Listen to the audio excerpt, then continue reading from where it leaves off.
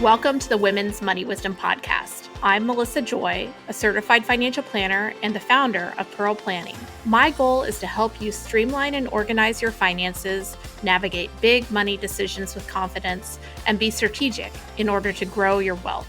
As a woman, you work hard for your money, and I'm here to help you make the most of it. Now, let's get into the show.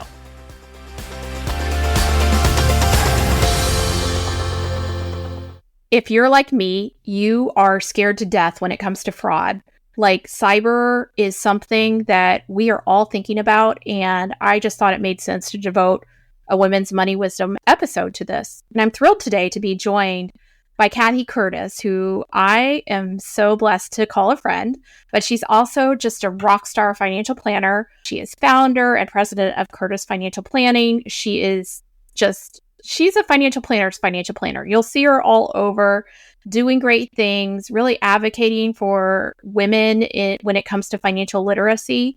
And I thought of this topic because I was reading on CNBC and Cathy wrote an op-ed that's all about protecting people, especially older women, from cyber threats. So Cathy, welcome to the podcast. Thanks, Melissa. It is so good to see you and be able to do your podcast with you. Your podcast is amazing. If the people listening now haven't gone back and listened to the past episodes, they're missing out.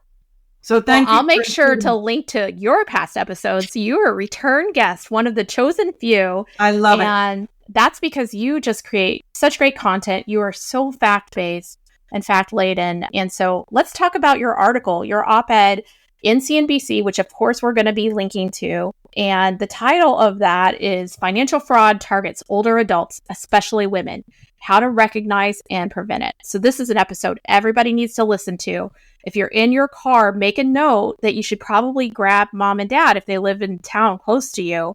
And maybe when you guys are running errands, listen to this again, because we know that so many of our listeners are sandwich generation. They've got, kids and complications and work, and they also sometimes are taking care of mom and dad, or at least making sure that, they're taking care of themselves. So tell me how you started thinking about this topic. Yeah, the reason I suggested this topic to CNBC because I had a recent experience with an older client, 81 years old, who has had multiple attempts by fraudsters to steal her money.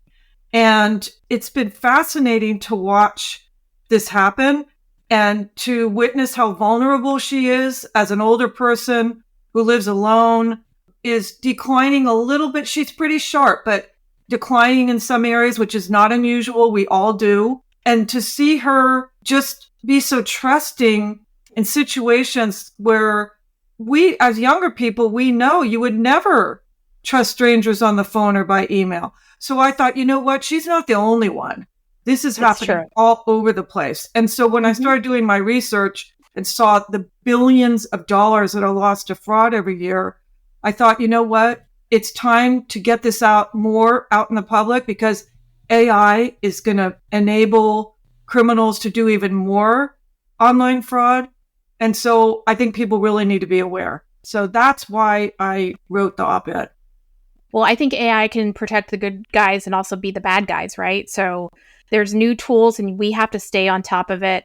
One of the things I always tell people is just having the speed bump of actually having a professional who is your financial planner versus just being an 800 number as your team really can make a difference. We had a situation where there was home purchase happening, which was legit, but then a fraudster figured out by the purchase contract or public details that the purchase was happening and sent fraudulent wire instructions. And if we hadn't picked up the phone and confirmed it, as we have to do based on our compliance procedures, money could have gone to the wrong spot, to the criminals. And so I know this is so important. Our firms and our custodians devote thousands and millions, in the case of custodians, of dollars to protect clients, but you just have to stay vigilant on all levels. Exactly. I think that stunned me from your article. In 2022, people over age 60 lost $3.1 billion, on average $35,000 per victim. Yes. Those numbers are stunning. $35,000. And it doesn't just happen to people whose faculties may be declining. Believe me, it happens to everyone. And it's because the thieves are getting more and more sophisticated in the way they approach you. So I've got some practical ideas for people listening, especially if they are older themselves or they're children of older parents. And one thing that was really fascinating to me, and this is a non-digital way to see what's going on, is I sat with this client that I'm talking about, and I said, okay, Emily, open up your email. I want to watch you go through your emails. It was fascinating. First off, she gets so much spam, it's scary. So she doesn't have good spam filters. That's one tip. Strengthen your spam filters. So a lot of those bad emails that you may click on accidentally don't go through. She clicks on everything. So your parents may be doing the same thing. And if you're clicking on, you get 100 emails and you're clicking on 10 of them, chances are you may click on a spam email.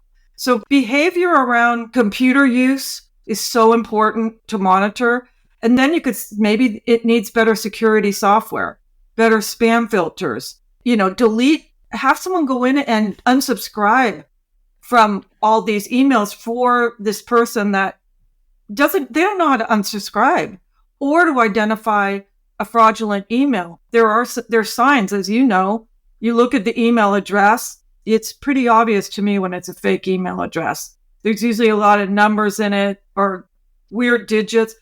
Also, the name is different than there's a headline name, but you have to look at that address with the .com at the end and see if it matches what's coming in, because those can be a mismatch. And, I'm sure you're the same, Cathy. My team has to do compliance training every month on fraud and what to look for and things like that. But of course, on your personal email, nobody's telling you have to go and do your test each month. No, they're not. And there's impersonators. So one of the instances of fraud with this woman was her computer services center. She thought it was a legitimate computer services email from Computer Geek or Geek Squad, one of those.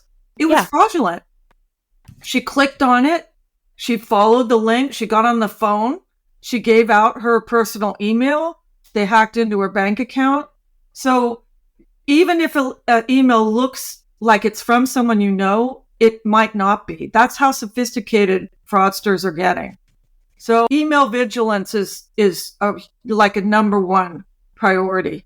And technology hygiene, do have some filters yourself. Don't get caught up in the algorithms. Your algorithm may be AOL while I'm worried about my kids' TikTok behavior. But, I think that one of the things I don't want people to leave with is like, I should just opt out. I'm going to, only use the postal service, for example. Well, it has issues itself. So if you just say no, nothing in the digital world is going to be my friend, unfortunately, you're going to be closed out of financial institutions because they are increasingly, in order to cover their CYA themselves, they do not let you just act in a paper world anymore, especially the institutions that are really keeping up. Oh, yes. And since COVID, that has accelerated greatly. I really don't think you can do business without being digitally savvy anymore. Your own banking, your own investments, the custodians we use are almost forcing people to be online all the time. So yeah, it's a real toughie. I have a client that still has capacity, but has given up on the computers and the emails. And we had to add a co-trustee because we couldn't get business done because I'm not in his backyard to go over and get a signature and do that every day. So this is something we're going to have to address because so many companies are thinking about longevity planning, but the more digital you get, you may be closing out and lacking inclusion to populations that do still have capacity. And as you and I both know, we could be talking about a 99-year-old or a 55-year-old. Age stops mattering, and it's very specific to the person. One family member could have dementia and the other could, be crystal clear at age 100. So we're not picking ages here, and all of us are vulnerable to these types of things. Right. So the question is, we know what the problem is and what can we do about it? And if people are lucky enough to have children that are willing to step in and help, that's great. Help secure their computers more, maybe even start paying the bills, things like that, taking over some of those functions. But I have a lot of clients that are single and they're older. So a lot of their family members have passed on, they're on their own. So what I recommend is at a certain point, they proactively plan for the time when they're not going to be able to do it themselves and contract with agencies. I have one woman that she checks in every morning now with an agency to let them know I'm okay. She has Apple specialists come to her house and show her how to use her Apple Watch and her phone. She's really engaged. And I think people have to realize that they may not be able to do this themselves and get some help. Well, that's a great, kind of first step. If you're listening and you're like, I'm more concerned about another vulnerable peer, family member, or somebody I care about, or if it's you, first of all, be willing to ask for help, because, the worst thing that can happen is you realize you screwed up and then you start to cover it up because you're embarrassed, ashamed. That happens in, for example, romance scams. If somebody impersonates a relative and asks for money, you may figure it out later that, oh, they took my money. And then, you don't say anything and you may still be vulnerable to the next time. So have a conversation with the people that you care about to say, if you are worried about something, I would look and I won't, judge you. And this happens to anyone, but you need to say something, whether it's to the police department, to the area agency on aging, or to your family members, like, hey, we need to look at my account because something's wrong. It's so true. You brought up such a really important point, is the shame. This woman that I work with that I'm referring to she uses the word ashamed so often. I am so ashamed every time this happens to her. It's not about I feel bad for her and I understand why she might feel that way, but this is a universal thing. This is not just happening to her. And I keep trying to reassure her that as advisors, we have to have all kinds of screens and things up so something doesn't go wrong with our business. There's a reason why, because the perpetrators are so sophisticated, It's true. It really would be a shame if shame stops someone from telling people what is happening. Besides digital fraud, like with emails and fraudulent websites and things, fraudsters use the phone too. And it's true. And the phone is like a computer, right? And it's our biggest connection to the world, especially if you're more isolated. And I know I don't use the phone that much. Older people like the phone. It's a generational thing. If you were used to using the phone all the time, the phone rings, you pick it up. And fraudsters know that, and they can masquerade as the local electric company or your brokerage account. And they sound very convincing, and they can talk you into giving personal info. One of the key things I keep trying to drum into my clients is never, ever, ever, ever give social security number, birth date, bank account number over the phone to anybody, because you're taking a risk. They're not who they think they are. Yep, that's true. And you do need to be asking, for example, if you work with financial planners like us, I would ask about the cybersecurity policy. It's something that we need to report to the SEC what we're doing, and we need to keep on top of it in terms of our continuing ed, our investment in software. But that's not a foreboding conversation. That should be a comfortable conversation in the room. And of course, we're not impenetrable either, but having a good, company hygiene when it comes to that, safety and verification and checking and things like that is increasingly relevant. Yeah. There's one other important issue too that I see happen is, and we're all like this, everyone wants their independence throughout their life, right? I think it's one of the most cherished values we have is that we're able to do things for ourselves. Like, no one wants to give up driving, for one. Most people do not want to give up managing their own finances either. Amen. I get it. Yeah. But it's really true. I've seen it over and over with my own parents, with relatives. There comes a time when it's really hard for the human brain to process a lot of detail. And that's when it's time to turn it over. But if you wait until that point to make a plan for someone to take over for you, it could be too late. So planning early is really important. So people who are listening that are in this position, I think it's good to think about these things in your 60s, 70s, make it part of your estate plan or an addendum to your estate plan, how you want to handle it if you can't handle your own finances. Of course, you have the durable power of attorney for finances that can be initiated. And if you're children of older people, make sure you're checking in with your parents on a regular basis to see if they're okay with using the computer and paying their bills and things like that before they even ask for help. That's so true. Like, if you can make a plan in your 60s, and I might even consider setting an age where you're going to hire a professional if you've been a DIYer all your life, because one of the things that starts to diminish before your full capacity diminishes is your decisiveness. So you may ask for information again and again, but you know what's going on, but you're not clear. Numbers can be more complicated than some other day-to-day stuff. And so it's just going to be really tough if you're waiting until you're in a crisis to say, oh, now's the day that you should hire a planner to do more comprehensive work. And I know, Cathy, you work with mainly women, single women in many cases, but I work with couples where maybe the couple comes in and like, if anything, if I die, then she's going to hire you or things like that. But if you're not willing to kind of coordinate with a professional while you're healthy, it's really tough to turn around and not be the ghost in the room that's like kind of lording over the conversation of we always did it this way or things like that. So no, that's its own episode. But yeah, well, I as you're talking, I'm thinking, what would this woman have done if she didn't? She texts and she said, Cathy, she sometimes says, I think I've made a mistake. She'll text me. I'll go, what happened? Yeah. And so I act interference. I've been able to stop several attempts at fraud. But she has me as her trusted person that knows how to handle financial matters. What if she didn't have a trusted person? What would happen?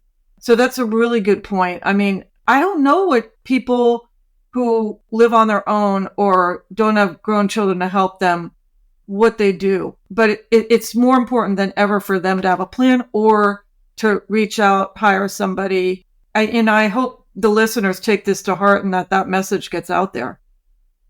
Yeah, I think that, take that message to heart. Do some things as a family or have a conversation with the people for this conversation. Are there any resources that you'd suggest people include? I've got a link to a fraud monitoring service that, one of my concerns when I do an episode like this is people think I'm an expert and I'm not on this, We care about this and we provide resources. I think we're good connectors, but unfortunately we are not the fraud police. But I will include a link to that is a service that one of our vendors recommends. But do you have any other things? Yeah. I mean, I did a Google search and there are all kinds of websites for older people. ARP sometimes sponsors them, like Senior Planet, Cyber Adults, that offer classes on how to use your computer, how to handle email securely, all these things. And they have them as blog posts, as videos, whatever way you learn best. There's all kinds of options. And we can add some of those links to the show notes, Melissa, so people can follow through. There's really a ton of resources out there. There is, and you just have to have your spidey sense to make sure the resources aren't sending you down. What I don't want people to end up is, I do see people that get frozen in fear. And the reality is you do need to still do business in this world. And if you just are overwhelmed by what you could lose, then you may either be more vulnerable as a victim or unable to, do business in a healthy way. So do have the level of skepticism and do practice safety. But I don't want you to, have this episode veer you into inaction.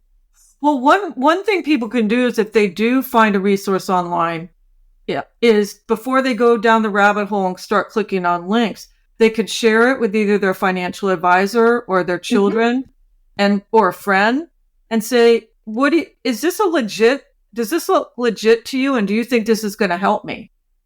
I love that.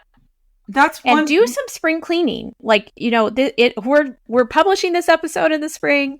And, if you have 40 accounts because you just open an account in every place you ever worked and every bank you could get a good CD rate, like one way to improve your safety would be to reduce the number of accounts so you can keep track of what's there and then be able to do a 90-day overview, whether it's with a bookkeeper, family member, things like that. So, sometimes people are diversifying by location, and all that does is increase the propensity, especially because some of those legacy institutions may not have the best cybersecurity program themselves. Well, yeah. They're just old and less funded. And also you lose track of them. I mean, there's a website for lost assets. I went on it. My mom was a CD opener, everywhere there was a good rate, she'd open a CD. I went on this website, which we should probably share in the resource. We'll include that. Yeah, that's great. I think we even maybe did an episode on it, but I'll make sure to share it. I found a couple of CD accounts at various banks that my mom forgot about. So, do some spring cleaning. Yes. Spring clean your email inbox. Unsubscribe till... you have to also be careful on subscribe. See, there's so many little nuances to this that you have to be careful with anything you do in this area, even unsubscribing. It's true. Well, I think this is going to be one of the most popular episodes, kicked off because you wrote such a great article. Thank you. Great work. I have a feeling you're going to be a guest. And, this isn't your last time as a guest on the podcast either. I hope so. Well, I picked the topics based on my real life experience with clients. This is what is really happening out there. Well, that's what I love about being able to do Women's Money Wisdom, whether it's just me talking in the room by myself, or I love having my amazing friends because, we don't get to see each other all the time, Cathy. You're sitting in California and I'm sitting in my laundry room in Michigan, to full disclosure. There's no video on this episode, but you'd see the Tide bottle in the background if you did, because I got all dressed up just for you. And, we see each other once a year, at least at a conference in California. But, in the meantime, we're all just in the trenches learning. And I hope everybody listening, both Cathy's clients as well as our loyal listeners, recognize that, we don't have all the answers, but we do know some of the problems. And when you roll up your sleeves and get practical, you can really solve a lot. Yes, that's very true. That's very true. Well, signing off from the laundry room. Thanks for bringing this important topic to your listeners. And I think it will initiate some action. Absolutely. Thanks for joining us, Cathy. Okay, have a good day. Bye.